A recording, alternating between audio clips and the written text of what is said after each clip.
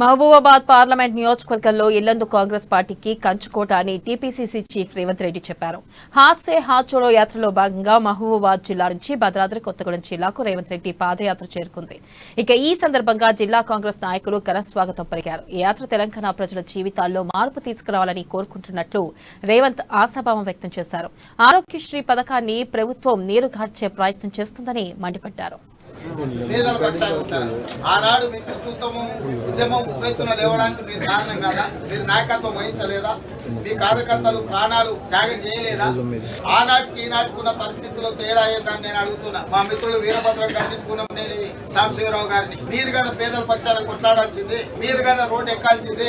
ఎర్రజెండా నాయకులు ఎప్పుడు అధికారం కోసం పాకులాడలేదని చరిత్ర చెప్తుంది. ఎర్రజెండా నాయకులు పేదల కోసం అండగా నిలబడ్డారు. మరి ఇవాళ ఇంత సంక్షోభం ఉంది, దోపిడీ జరుగుతుంది. ఇవాళ రైతులకు విద్యుత్ అంతే పరిస్థితి లేదు.